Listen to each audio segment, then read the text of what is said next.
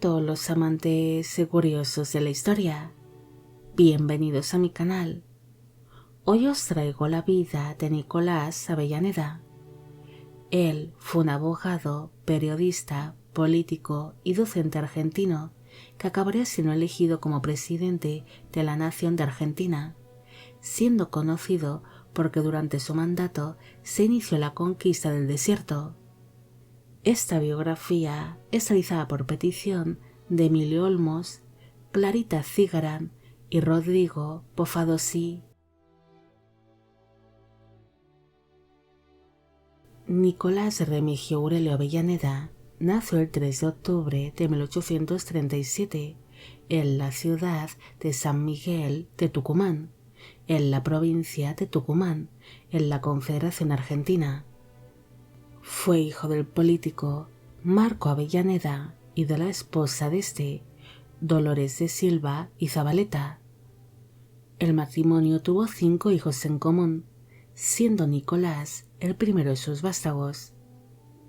Su padre fue gobernador de la provincia de Tucumán y uno de los opositores del político y militar Juan Manuel de Rosas. Por esta razón, su progenitor sería degollado en el mismo día que Nicolás cumplía los 4 años de edad. Ante esta situación, la familia Avellaneda huyó a Bolivia y se instalaron en la ciudad de Tupiza, donde transcurriría parte de su infancia. En el año 1850, Nicolás regresó a tierras argentinas e inició sus estudios universitarios en la ciudad de Córdoba, donde llegaría a estudiar Derecho. Después, en el año 1855, inició su carrera como periodista. En un principio, colaboraría en algunos diarios, hasta que finalmente empezó a trabajar en distintos periódicos de la época, como El Nacional o El Pueblo, además de fundar su propio periódico para entonces, siendo este conocido como El Eco del Norte. Nicolás no solo ejerció como periodista, él llegaría a trabajar también como profesor, impartiendo clases de economía en la Universidad de Buenos Aires, además de iniciar su carrera política como diputado de dicha provincia. Durante su estancia en Buenos Aires, él conoce a una dama porteña llamada Carmen Nóbrega Míguez, cuyo padre, Juan Nóbrega, también había sido asesinado por los partidarios de Juan Manuel de Rosas, una desgracia común que acabaría uniendo a la pareja. El 23 de octubre de 1861 se celebró la boda entre Nicolás y Carmen en la iglesia de San Ignacio de Buenos Aires. Para entonces, él tenía 24 años de edad en el momento de la unión y ella 25. Este matrimonio llegaría a ser feliz y tuvieron 12 hijos en común, de los cuales 9 llegarían a la edad adulta, y algunos de ellos serían destacados miembros de la sociedad porteña. Nicolás no solo se dedicó a su carrera política o a ser profesor, también llegaría a publicar un libro en el año 1865 titulado Estudio sobre las leyes de tierras, un escrito basado en los derechos de la propiedad de las fincas rurales. En el año 1868, el político, periodista y docente Domingo Faustino Sarmiento fue elegido como el nuevo presidente de Argentina y Nicolás formaría parte de su gabinete de gobierno, siendo nombrado como ministro de Justicia e Instrucción Pública. Avellaneda y Sarmiento mantendrían una buena amistad y gracias a su puesto como ministro, el presidente Sarmiento pudo llevar a cabo una serie de mejoras en el sistema educativo, además de abrir escuelas públicas y colegios nacionales en muchos puntos de Argentina. Avellaneda desempeñó hábilmente su cargo como ministro y algunas de sus propuestas para el sistema penal sería la de poner fin a las penas de cárcel por deudas o por delitos fiscales.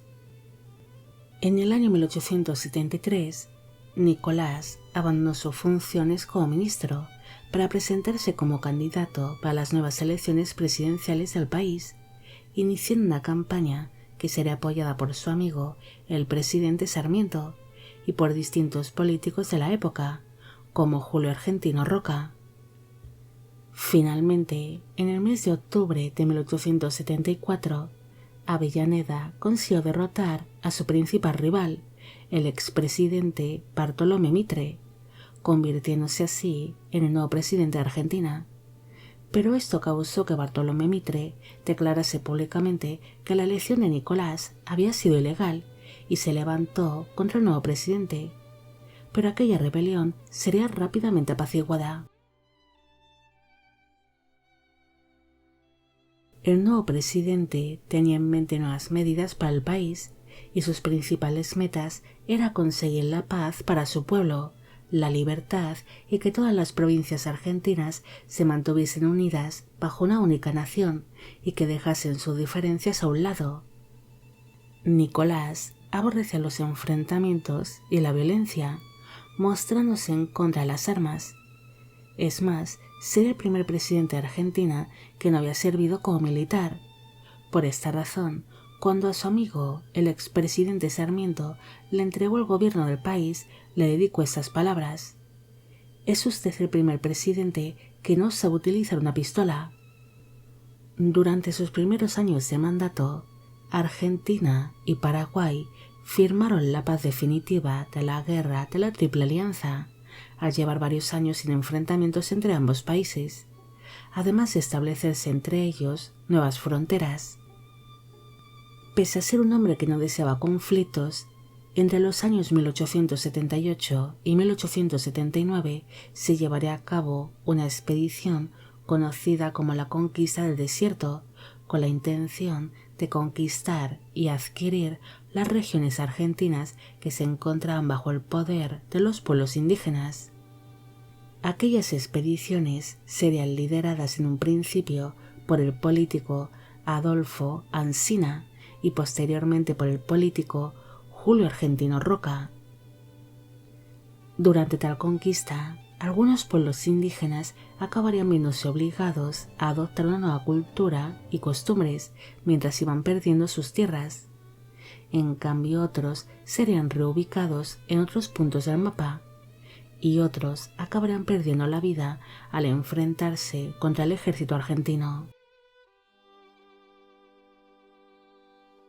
Las campañas de la conquista del desierto serían exitosas para las políticas de Avellaneda, que apostó por la expansión de la población argentina y por la inmigración europea. Así que al incorporar nuevas regiones sin apenas explotar, se crearon nuevas ciudades y poblaciones, además zonas de cultivo, algo que ocasionó que los inmigrantes europeos decidiesen buscar una nueva vida en Argentina, ayudando así a aumentar la población. Tras llegar a su fin la primera etapa de la conquista del desierto, tal conflicto se acabará alargando hasta el año 1885 y se llevarán a cabo distintas campañas militares donde muchos indígenas acabaron perdiendo la vida por defender sus tierras, siendo esto considerado como un genocidio. Avellaneda no solo se interesó por aumentar la población y expandir las poblaciones argentinas, sino que también llevaría a cabo una serie de mejoras que ayudarían al progreso del país, estableciendo así nuevas redes de ferrocarril y de telégrafo, además de reformar y crear nuevas carreteras y puertos, mejorando tanto la comunicación como el comercio del pueblo argentino. Cuando Avellaneda llegó al poder, se encontró con una nación bastante desgastada por los conflictos librados durante la Triple Alianza y por los gastos excesivos que habían llevado a cabo los anteriores presidentes de Argentina, algo que provocó que el país estuviese sumido en una gran crisis. Nicolás intentó mejorar la situación económica del país. Por ello, aumentó los impuestos de importación que se tenían que pagar en las aduanas. También bajó el sueldo de los funcionarios, aunque muchos de ellos acabaron siendo despedidos. Pero estas medidas no serían del agrado de otros políticos y miembros del gabinete del gobierno, que rápidamente se quejarían ante estas medidas. Avellaneda apostó seriamente por la inmigración europea que se iría instalando en las zonas rurales, algo que mejoró la expansión agrícola y ganadera del país, además de seguir apostando por la exportación de productos argentinos, como es el caso de ganado, cereales y de carne. Durante su mandato llegó a Argentina el primer barco frigorífico que permitió el poder exportar a Europa carne y cereales en buenas condiciones y sin que se echasen a perder parte de estos productos exportados, algo que mejoraría notablemente las ganancias. En el año 1880 llegaría a su fin el mandato de Avellaneda, pero surgió la Revolución de Junio, que formaría parte de las guerras civiles argentinas, debido a que en el mes de abril ya se había elegido al futuro sucesor de Nicolás, el político Julio Argentino Roca, y en el mes de junio salió a la luz esta elección, algo que sería bien aceptado por la gran mayoría de las provincias de Argentina, menos por la de Buenos Aires, que era gobernada por el político Carlos Tejedor, el cual deseaba hacerse con la presidencia de Argentina. Tejedor recibió el apoyo de los opositores del nuevo gobierno, así que el gobernador de Buenos Aires animó al pueblo porteño a coger sus armas y a levantarse contra el gobierno. Así que ante esta situación, el presidente Avellaneda decidió trasladar al gobierno a la ciudad de Belgrano, donde Roca sería reconocido oficialmente como el futuro sucesor de Nicolás. Tras esto, se inició una serie de conflictos entre ambos bandos, como por ejemplo el sitio de Buenos Aires o la batalla de Puente Alsina, y pese a la resistencia de las tropas rebeldes, el avance del ejército de Argentina ocasionó que los porteños se acabasen rindiendo y que Tejedor se viese obligado a negociar una paz con el presidente Avellaneda, además de reconocer a Julio Argentino Roca como el sucesor de la presidencia. Tras este levantamiento, Nicolás se daría cuenta de lo importante que era la ciudad de Buenos Aires para la estabilidad del gobierno de Argentina, ante su poder y su peso económico, así que presentó un proyecto de ley donde se reconocía a la ciudad de Buenos Aires como la capital federal de la República de Argentina, consiguiendo así separarla de su respectiva provincia. El 12 de octubre de 1880, Nicolás abandonó oficialmente su puesto como presidente, cediendo la presidencia a Julio Argentino Roca, que estableció un gobierno conservador. Tras esto, Avellaneda volvió a trabajar en el mundo de la educación, siendo nombrado como rector de la Universidad de Buenos Aires, aunque también seguiría estando ligado a la política, siendo nombrado como senador de la provincia de Tucumán.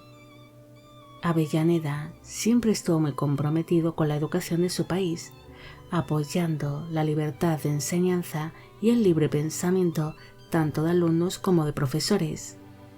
Él sentía pasión por la docencia y se prestaba siempre a dar clases en la universidad sin tener en cuenta la materia, siendo reconocido por sus alumnos y los demás docentes como un excelente profesor. También sentiría pasión por la literatura y la escritura, llegando a escribir él mismo sus propios discursos y distintos manuscritos donde recogía sus pensamientos e ideales.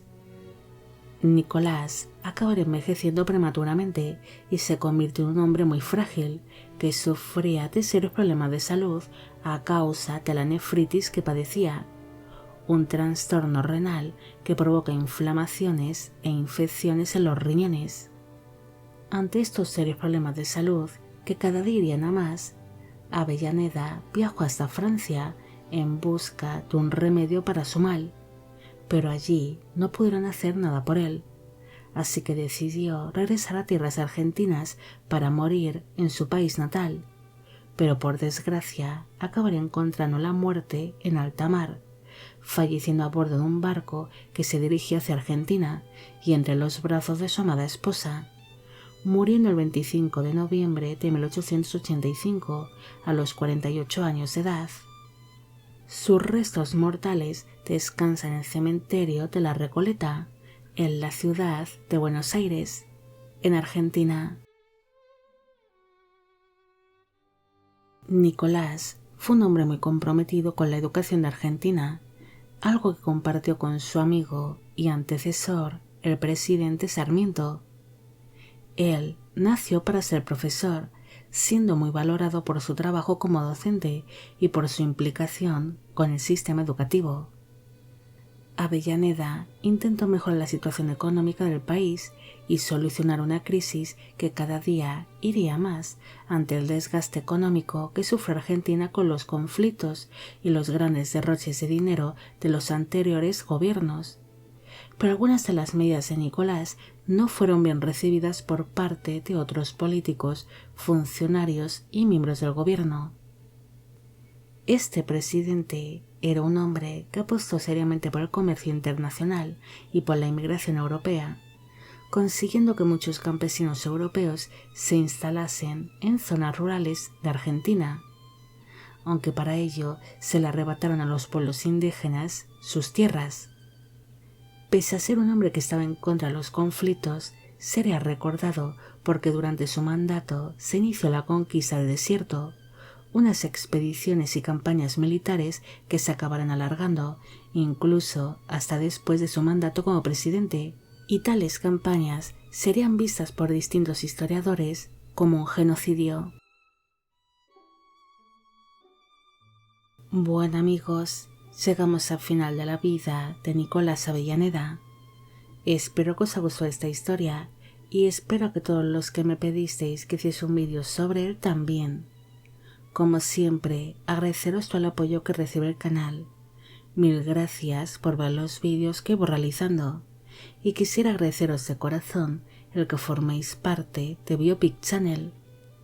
Hoy me gustaría saber qué os ha parecido esta historia y si conocéis a otros gobernantes que iniciaron campañas militares pero que se les acabaron escapando de las manos.